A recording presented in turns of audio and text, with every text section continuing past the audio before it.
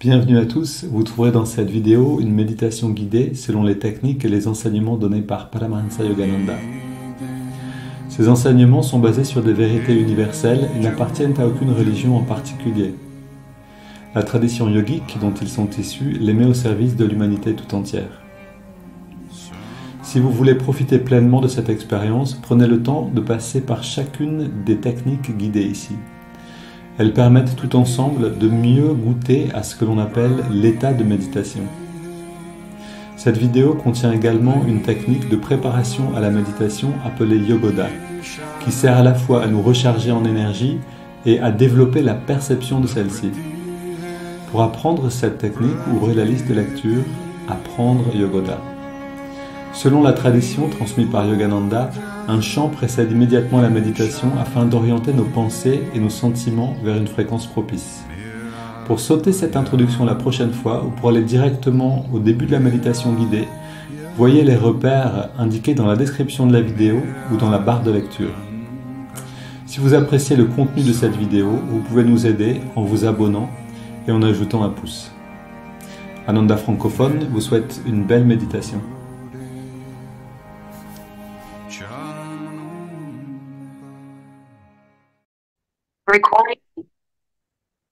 Une histoire sur la vie de Yogananda, une histoire que vous aurez peut-être pas entendue puisqu'elle vient de Swami Kriyananda qui a compilé, qui a édité un livre mhm, avec les petites histoires, des petites histoires qui ne sont pas bien sûr dans l'autobiographie d'un yogi.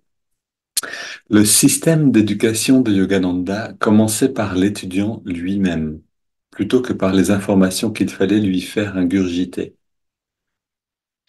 Les valeurs spirituelles et morales doivent être rendues attrayantes en montrant que l'adhésion à ces valeurs apporte le bonheur que tous recherchent.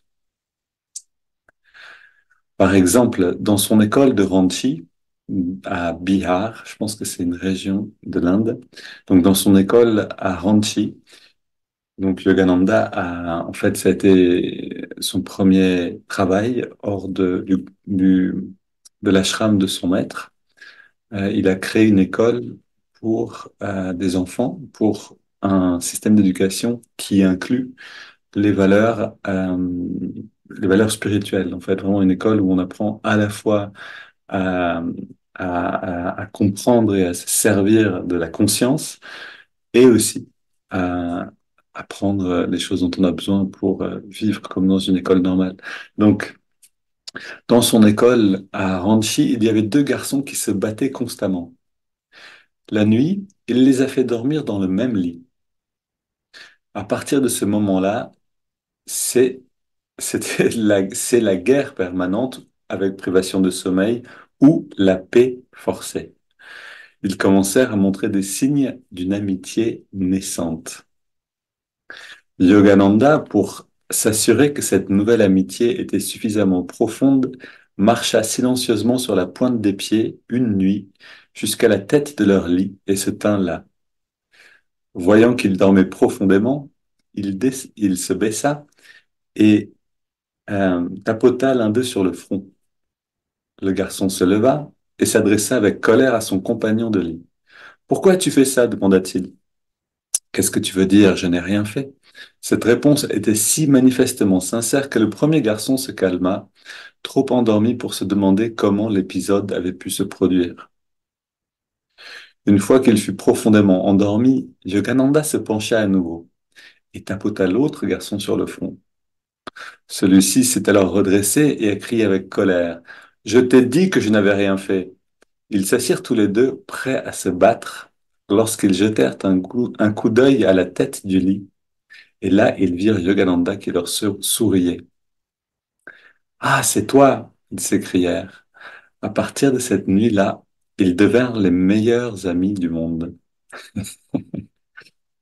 Alors, voilà une manière assez originale de dealer avec les conflits. Ça rappelle aussi une autre approche que Yogananda avait dans son école. Il y avait un jeune homme qui fumait. En fait, un jeune garçon hein, et qui ne voulait pas arrêter de fumer. Et Yogananda le savait qu'il allait se cacher pour fumer si il l'intégrait dans son école. Et donc il l'a fait venir tout de suite dans son bureau.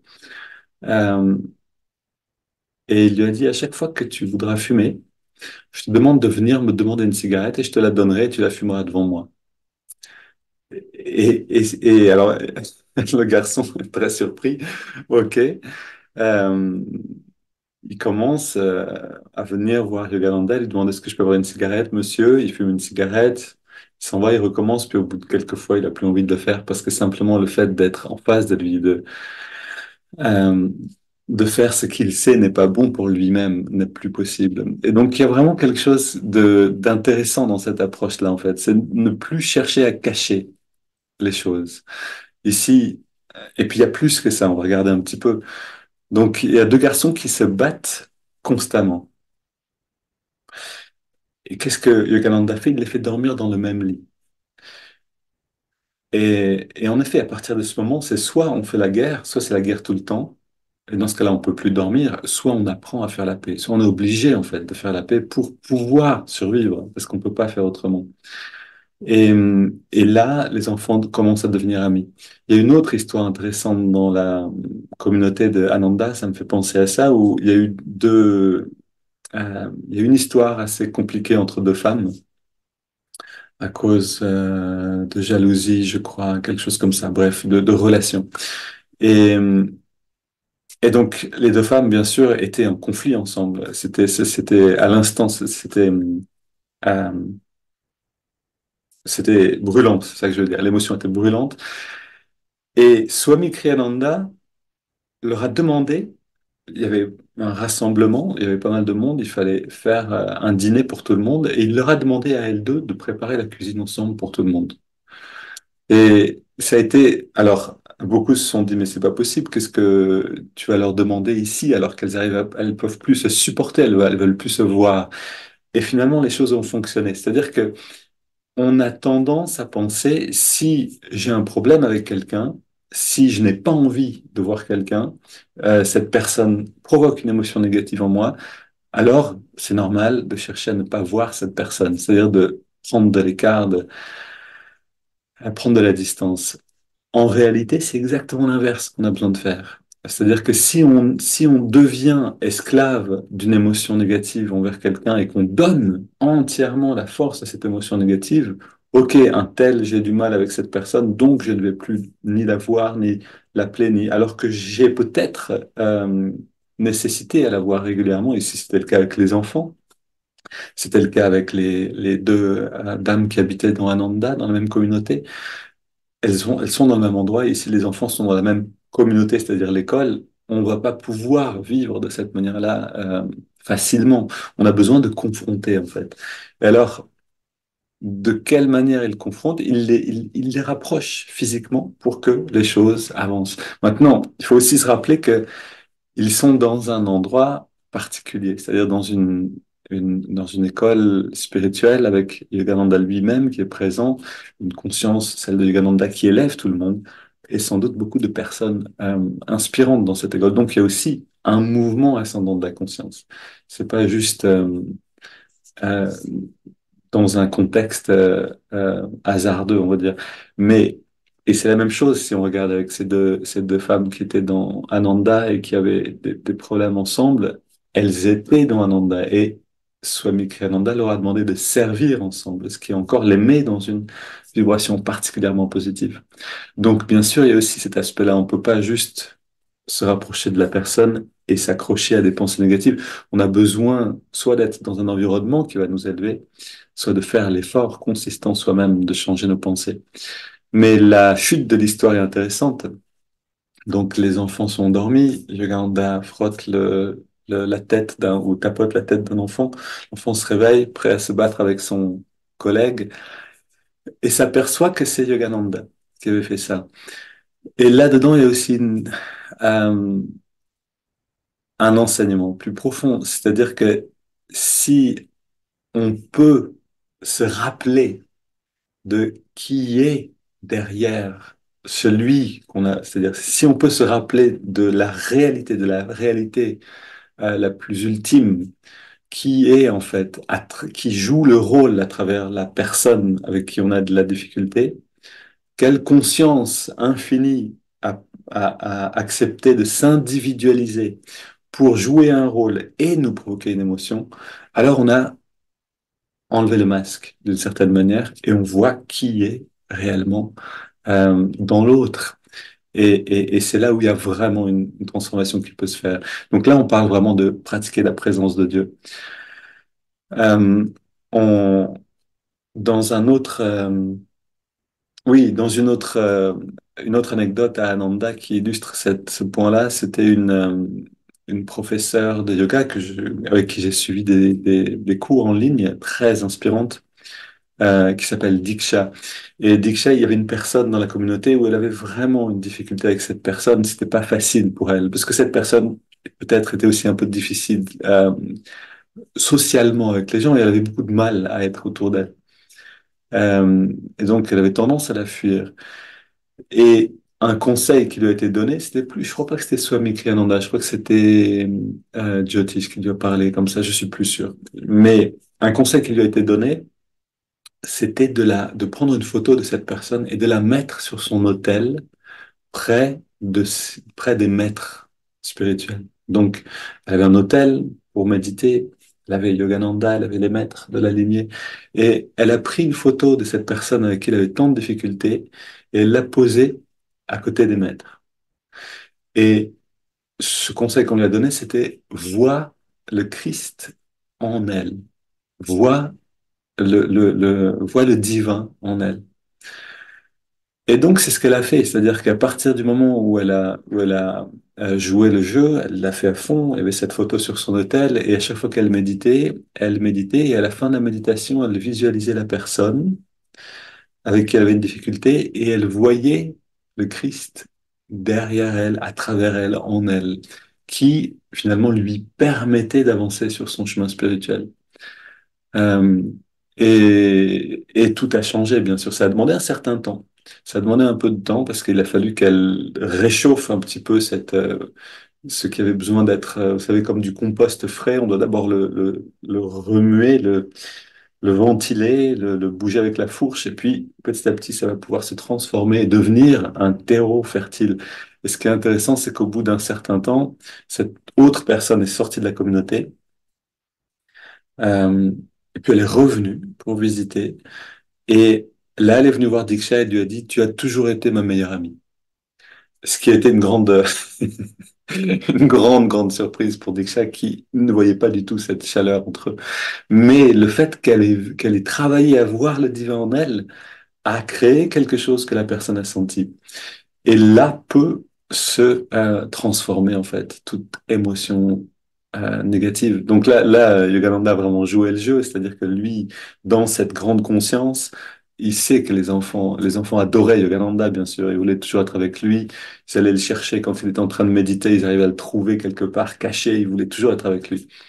Et donc, de voir que c'est finalement Yogananda qui était à la base de cette farce, ça a fini complètement par résoudre le conflit ou l'idée de conflit. Alors là, il ne leur a pas expliqué les choses, mais il les a mis dans une situation où tout d'un coup, ils se rendent compte que c'était lui derrière cette farce finalement de cette émotion négative. Voilà, et nous-mêmes, on peut jouer à ce jeu-là, c'est-à-dire en réalité, tous nos conflits peuvent se résoudre avec d'une manière extrêmement simple. C'est en apprenant à rester en présence de Dieu dans la proximité des personnes ou des situations qui nous donnent, qui nous rendent les choses difficiles. Alors la solution est extrêmement simple, on pourrait dire, et pourtant c'est peut-être la plus compliquée à appliquer. Et et pourquoi c'est aussi compliqué à appliquer? Parce qu'on a tendance simplement à être hypnotisé par le monde. C'est-à-dire que dès que, voilà, là on en parle, donc ça nous paraît presque évident. Ok, j'ai peut-être un problème avec un tel, donc je vais sortir, rester dans la présence de cette personne, voir Dieu dans cette personne et tout sera résolu. Et c'est vrai, si on arrive à le faire, ça va être résolu. On aura peut-être besoin d'un petit peu de temps pour que toutes nos émotions puissent vraiment être transformées. Mais c'est vrai, c'est le chemin, si on veut. C'est un chemin qui est définitif, qui est une transformation sans appel. Si on arrive à le faire, ça va se passer. La question, est-ce qu'on va réussir à le faire? Est-ce qu'on va réussir en sortant de la méditation, de passer à travers deux, trois pièces, de descendre, d'aller rencontrer la personne? On risque d'avoir déjà une fréquence de pensée très différente. Et donc là, et même une fréquence du cœur, c'est-à-dire très différente. Et donc là, on peut voir petit à petit qu'en effet, on est dans ce que les maîtres appellent une hypnose avec le monde. On est dans une forme d'hypnose. Les sens nous amènent dans une fréquence. Et on a besoin de renverser le, la machine, c'est-à-dire que ce ne soit plus les sens qui dictent dans quel, les objets des sens que l'on perçoit avec les sens qui dictent dans quelle fréquence du cœur on va être. D'ailleurs, on va parler de ça demain dans le satsang, demain matin, bienvenue. La fréquence du cœur, mais ça va être plutôt nous, on a besoin d'aller décider dans quelle fréquence on s'établit et dans cette fermeté, parce que ça demande une volonté énorme de rester dans une fréquence qu'on a choisie en fait. Ça demande une force une force de volonté consistante. C'est pour ça qu'on pratique yoga, c'est pour ça qu'on va dans, je suis positif, énergique, on apprend à le faire. Et quand on sait le faire, et que cette force est plus grande que la force de l'hypnose, alors on peut commencer à transformer les choses. Alors on peut être dans la proximité des personnes, des situations qui nous causent une émotion, garder le cœur dans la bonne direction et la transformation se fait. Donc c'est vraiment ça qu'on apprend ensemble et ce qu'on va faire maintenant avec Yogoda. Esprit infini, recharge notre corps avec ton énergie cosmique, notre mental avec ta concentration et ta détermination, notre esprit avec ta sagesse et notre âme avec ta joie toujours nouvelle. Éternelle jeunesse du corps et de l'esprit, demeure en nous pour toujours. Et allons-y, bras tendus, inspire, en gardant une humeur très positive. On apprend à générer de l'enthousiasme à volonté.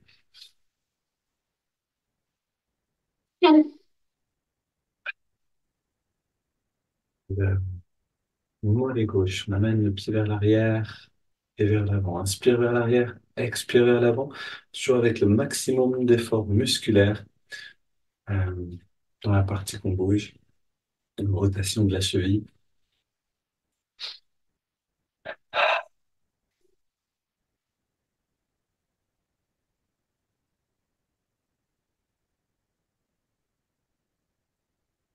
Et l'avant-bras et le mollet gauche en serrant le poing.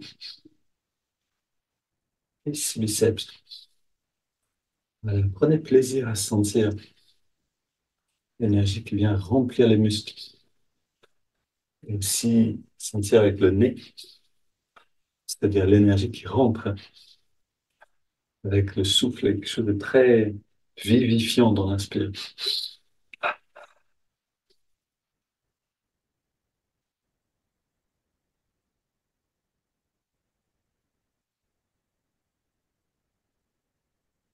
Les deux côtés ensemble.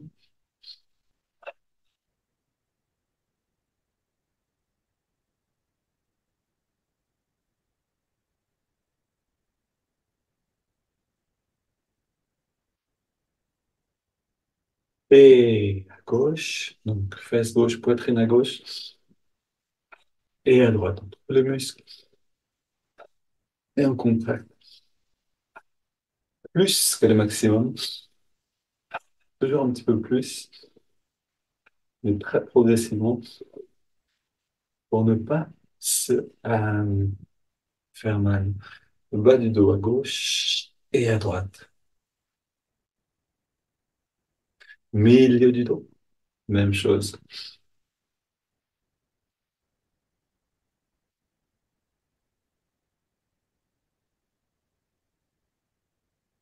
Le haut du dos,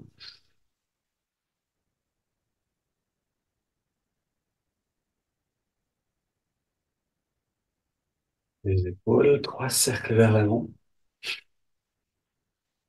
et vers l'arrière. Le cou tout entier, puis à gauche et à droite.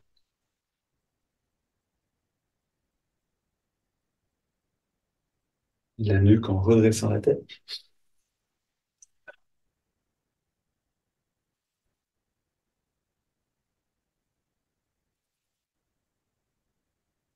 Puis le cou, petit cercle. Voilà, dans les deux sens. Puis grand cercle, cou très détendu.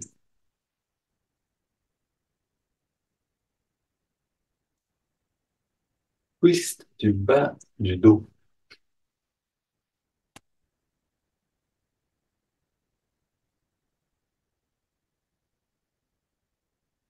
Main sur les hanches. Ouais, cercle pour les muscles le long de la colonne, dans les deux sens.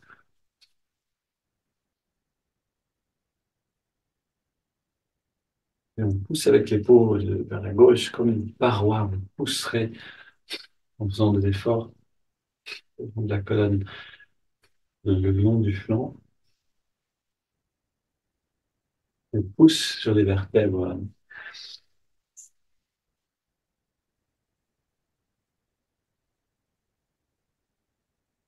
Le bras tendu, point fermé. Twist pour le haut du dos. Le bassin reste bien aligné vers l'avant, que le haut qui se tourne. Et on tapote sur la tête. Ouais, donc le bassin reste toujours aligné vers l'avant dans ce dernier mouvement qu'on vient de faire. Sinon, on n'a pas l'effet de la rotation de la colonne autant que ça. Et puis, on masse le cuir chevelu.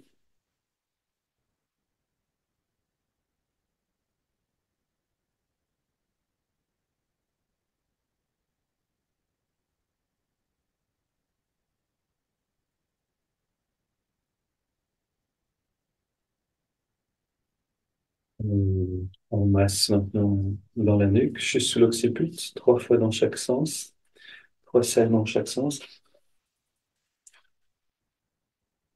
Se remplit d'énergie. C'est la volonté qui est déterminante. Et ensuite, d'apprécier la perception qu'on a de l'énergie qui rentre. Même si c'est peu, même si on sent un tout petit peu, c'est-à-dire une impression de quelque chose de vivifiant, déjà ça suffit. On a juste besoin de se concentrer dessus. Ici, c'est les biceps.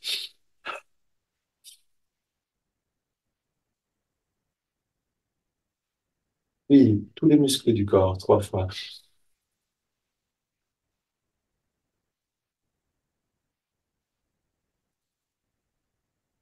On relâche bien, puis on contracte le pied gauche seulement. Et on relâche le pied droit seulement. On relâche le mollet gauche et le mollet droit. Cuisse gauche, cuisse droite. Fesse gauche, fesse droite. Bas du ventre, haut du ventre. Avant-bras gauche, avant-bras droit. Biceps à gauche et à droite. Poitrine gauche et droite. Le cou, chaque direction. Puis, on contracte le pied gauche, on ajoute le pied droit, le mollet gauche et le mollet droit. Cuisse droite, fesse droite, bas du ventre, haut du ventre, avant-bras gauche et droit, les biceps, la poitrine. Double inspire tous les muscles. On relâche le cou, la poitrine à droite et à gauche, les biceps et les avant-bras. On garde le reste. On relâche le haut du ventre, le bas du ventre. Fesse droite, gauche, cuisse droite et gauche. Les mollets et les pieds. Double inspire, on recontracte. On relâche encore. Et une dernière. Maintenant, restons très détendus. On inspire lentement. Voilà peut-être un des meilleurs moments de yoga. On inspire et on garde l'air dedans. Très, très détendu. Tous les muscles relâchés. Puis on expire par la bouche. On essaie de relâcher encore un petit peu plus. Et on ressent.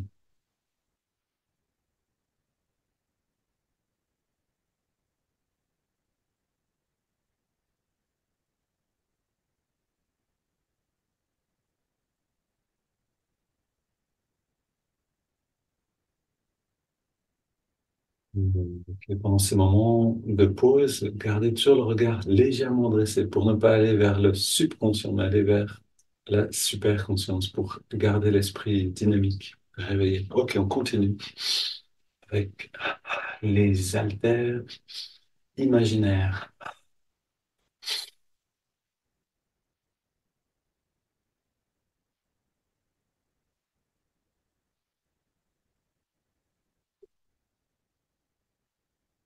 Latéral,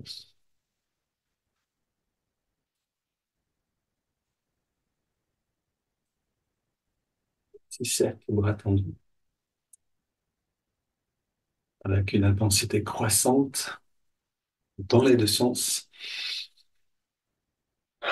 puis vers l'avant.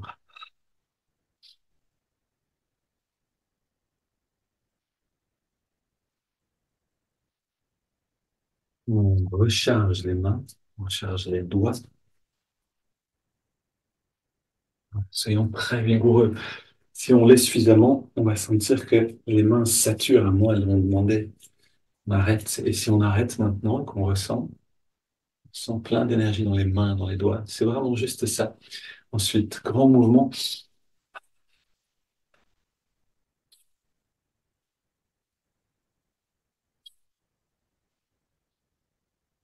soulève le bras gauche tendu avec un poids dans la main.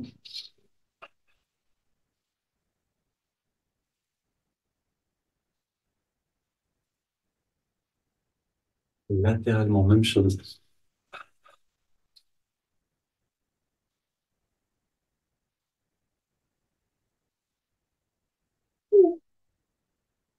Et on éprouve un bon sourire qui vient de l'intérieur. On le garde précieusement, on l'alimente en répétant je suis positif, énergique et enthousiaste. En marchant sur place,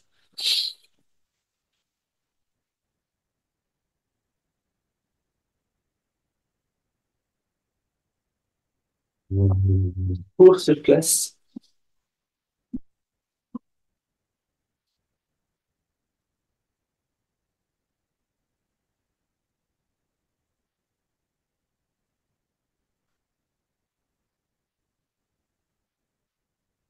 et gauche devant.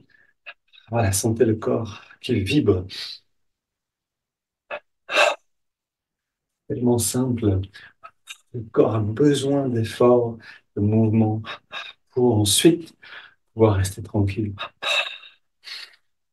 et aussi simplement pour se sentir bien. La première nourriture des muscles, c'est les mouvements, c'est-à-dire la volonté qui amène l'énergie dans les muscles. On inspire et expire. On vide les poumons et on fait rentrer le ventre.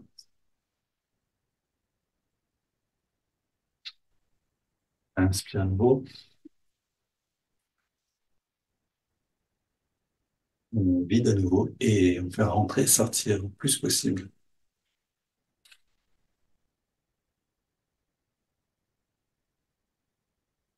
Et encore une fois.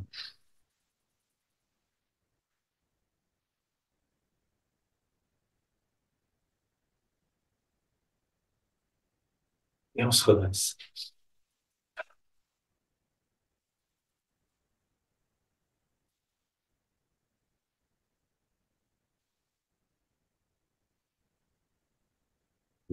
Mollets et chevilles. Voilà, prenons beaucoup d'air à chaque inspire, les poumons, les remplir au maximum, mais aussi avec ce plaisir de sentir la fraîcheur vivifiante, nutritive de l'inspire.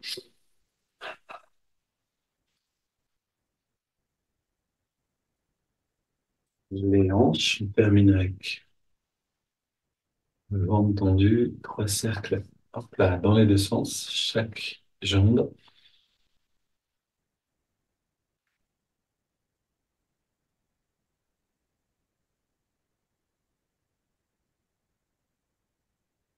Pose les pieds sur le sol, on est très détendu, les mains vers l'avant, puis inspire, on ramène les mains vers nous. En restant très très détendu, expire, les mains retournent vers l'avant et on sent l'expansion de la conscience qui accompagne ce mouvement. On recommence.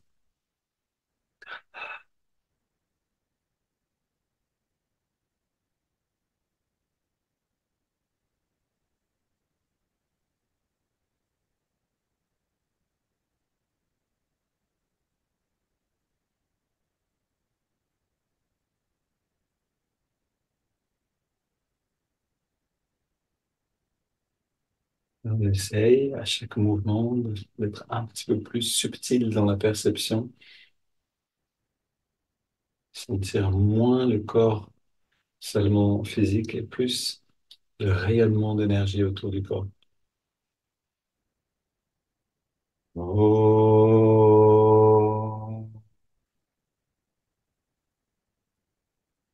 On relâche les bras le long du corps, on garde les yeux fermés, c'est même détente quelques instants.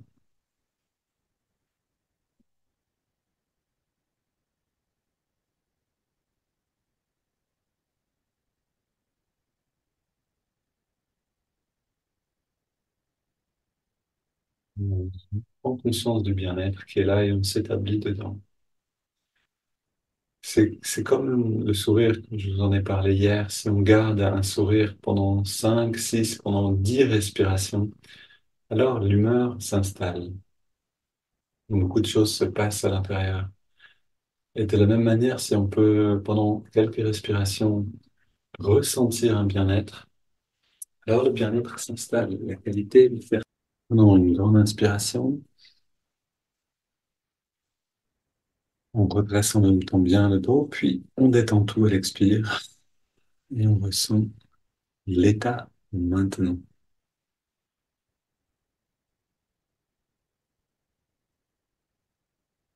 En particulier, on ressent la zone du cœur. On entre dans cet espace-là des sentiments pour découvrir ceux qui sont, c'est-à-dire ce qui est là maintenant.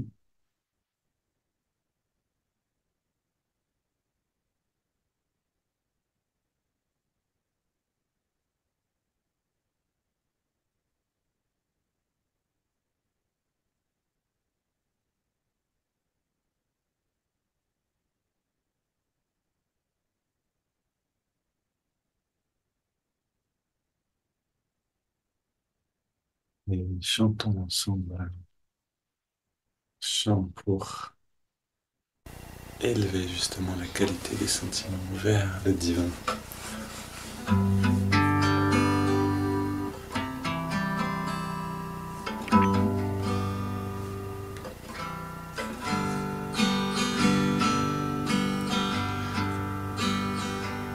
La vie est douce, la mort un rêve.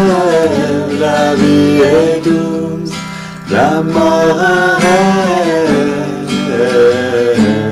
Quand on chante, coule en moi, Seigneur, quand on chante, c'est coule en moi.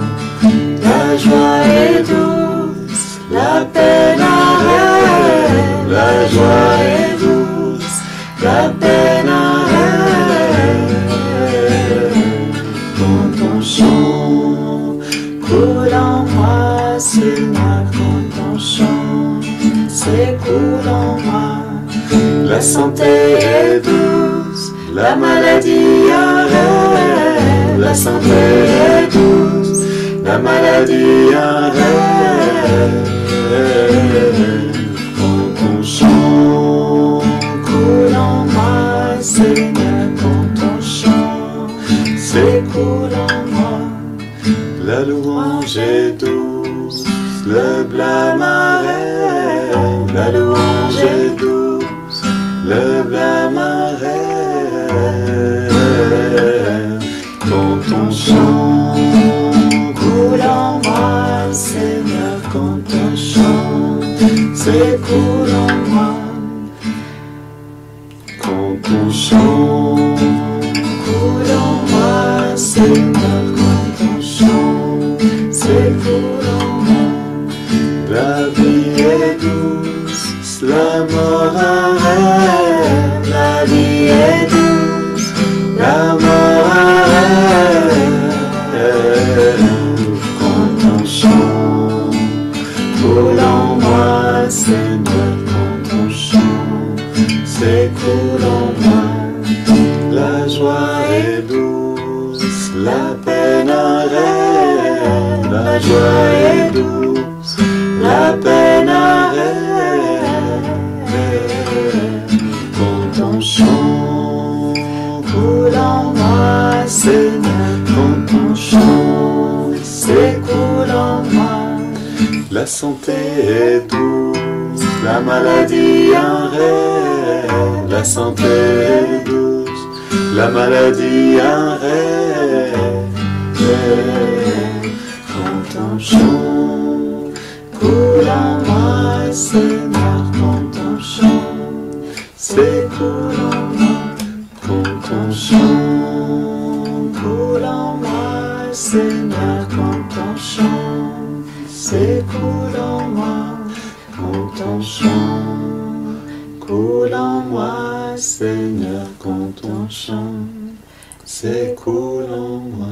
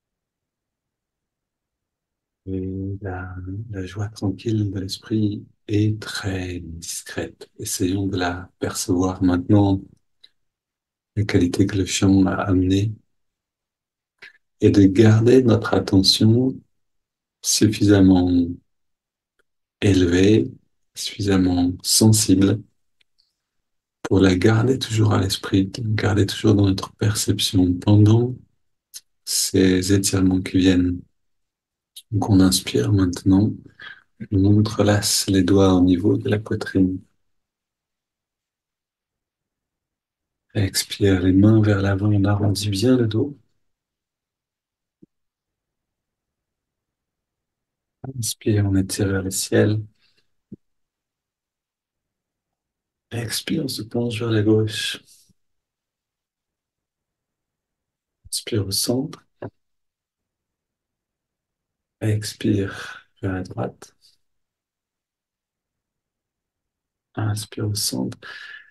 Et à l'expire, on se tourne vers la gauche. On pose les mains, on va le plus loin possible dans la rotation et on respire profondément dans cette position-là.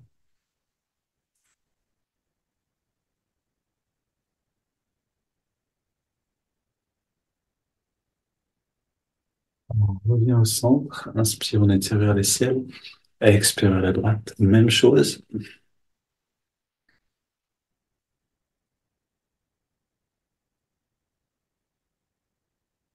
Et on revient au centre. Voilà, des mouvements simples qui peuvent défaire beaucoup de tension dans le dos. On se penche vers l'arrière, on pose les mains derrière, on ouvre la poitrine et on resserre les coudes, les épaules derrière. Deux grandes respires. Sentez que vous écartez les côtes le plus possible par les poumons, par la respiration profonde. Puis on revient au centre, on pose les mains sur les cuisses, paumes vers le ciel et on est prêt.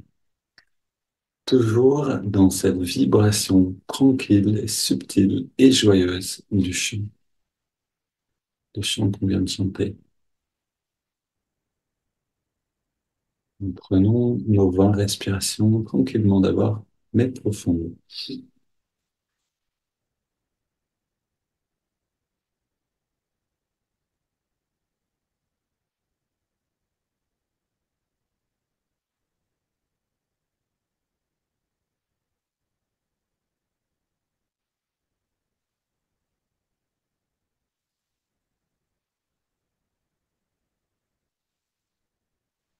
On augmente l'amplitude et respire progressivement.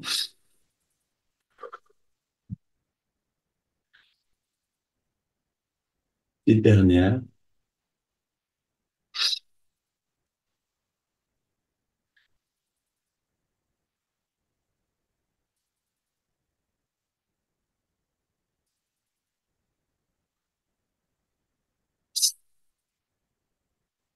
cinq dernières,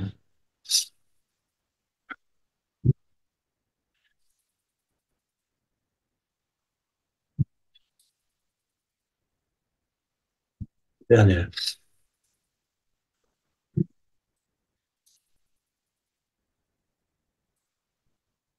Puis on inspire lentement, très lentement, et on garde l'air à l'intérieur.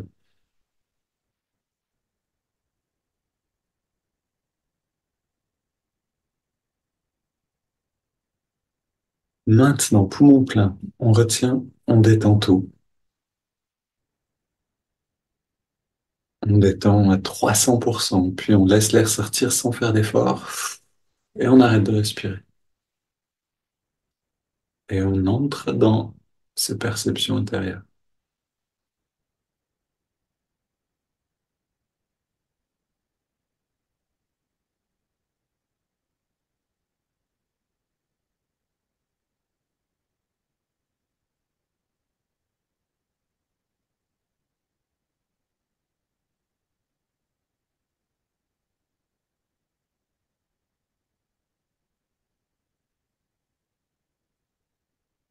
Puis on inspire, on remplit les poumons et on garde l'air dedans. On rentre le ventre, on contracte les périnées, on redresse le regard. On relâche et on expire.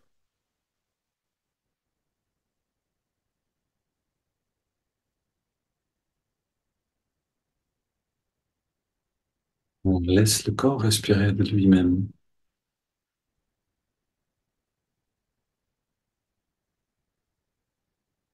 Le chemin de la méditation, c'est d'aller petit à petit, mais constamment vers l'intérieur. Donc, on observe comme chaque technique nous amène un peu plus loin dans ce royaume des perceptions intérieures. Intérieur à quoi? On pourrait demander, en fait, intérieur à la conscience elle-même.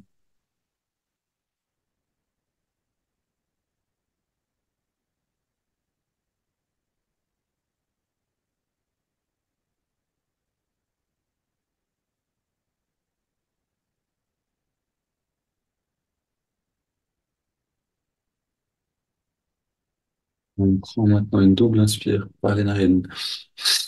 On garde l'air dedans, on serre les poings, on contracte les muscles, tous les muscles. Et on relâche. Encore.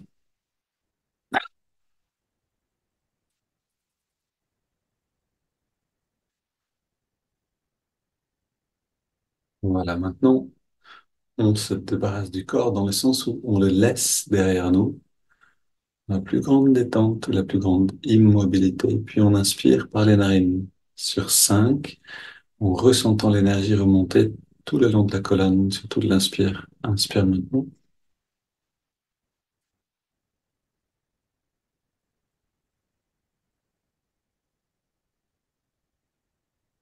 On garde l'air dedans, on concentre toute l'attention à la jonction des sourcils. N'oubliez pas que vous pouvez garder la langue, rouler en arrière et légèrement ramener vers le haut. Et on expire maintenant, sentant le bien-être et la grande détente spirituelle. Inspire à nouveau,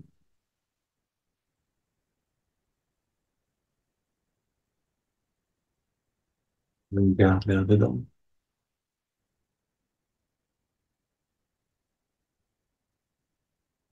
Expire,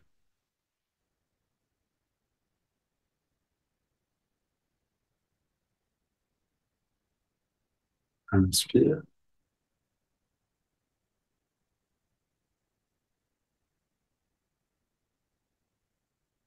tiens,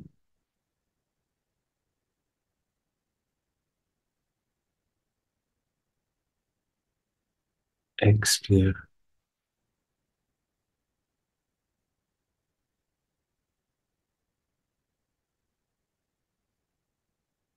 Inspire, ramenons toute la conscience, toute l'énergie disponible vers le centre, la colonne et vers le haut,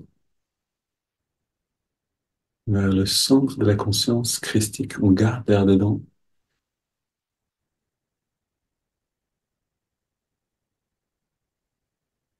Expire.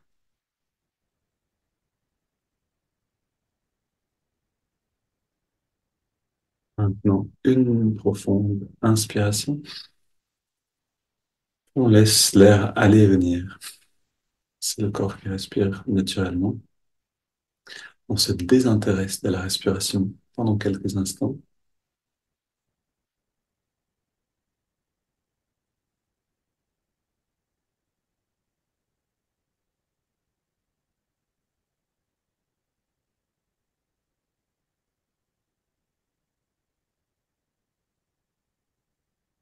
On amène l'attention dans les narines.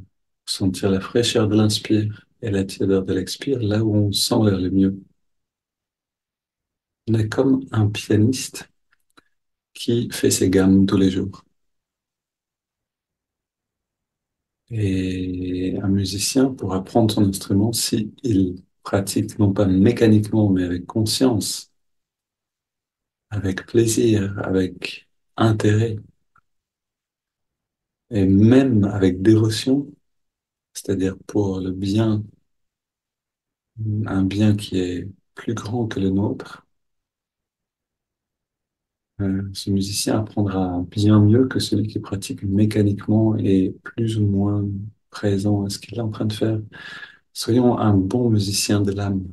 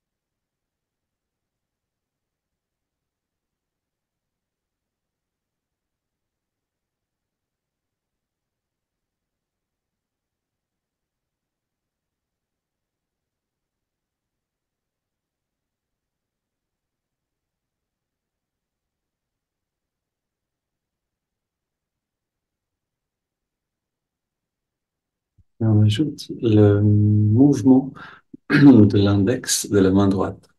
À chaque inspiration, l'index revient un tout petit peu vers la paume de la main. À chaque expiration, on relâche complètement l'index. Bien sûr, ça fonctionne seulement si la paume est tournée vers les ciels et la main posée sans tension sur la cuisse.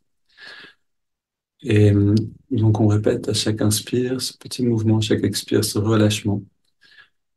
Et on communique ce relâchement à tous les muscles du corps.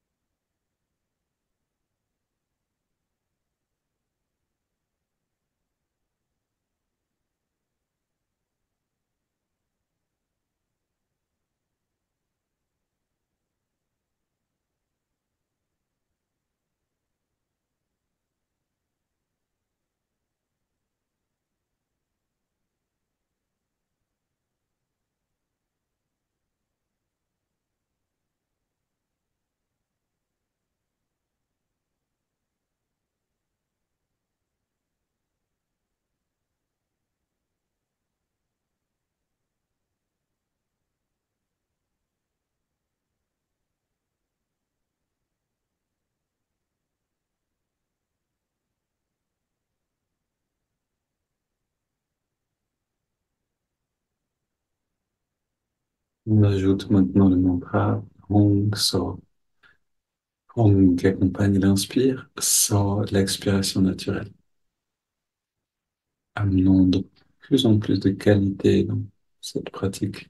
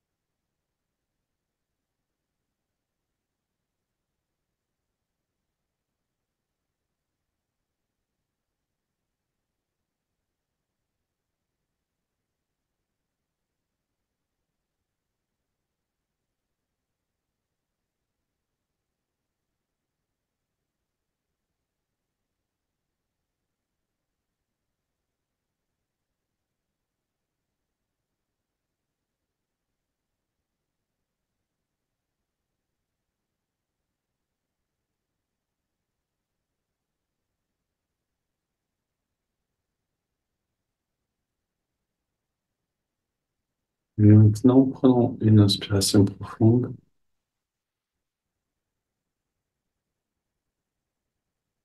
On expire en 3 fois et on arrête quelques instants de respirer. On abandonne la respiration.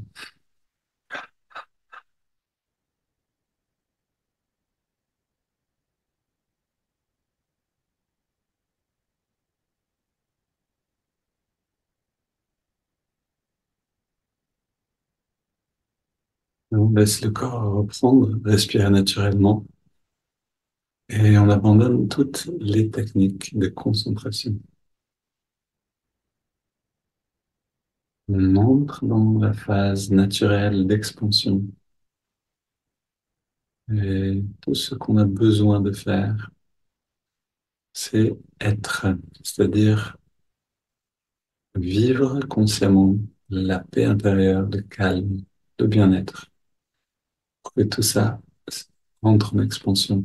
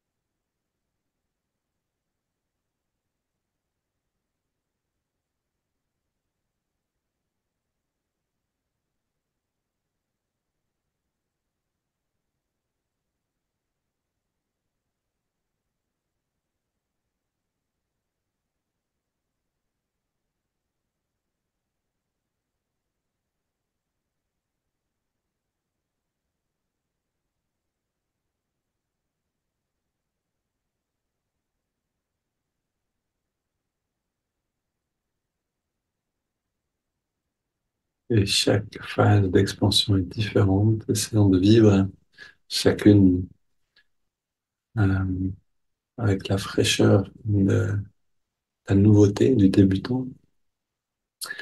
Accompagnez-la jusqu'au bout et puis emmenez cette conscience avec vous, peut-être avec quelques mouvements lents d'abord, quand vous sortez de méditation.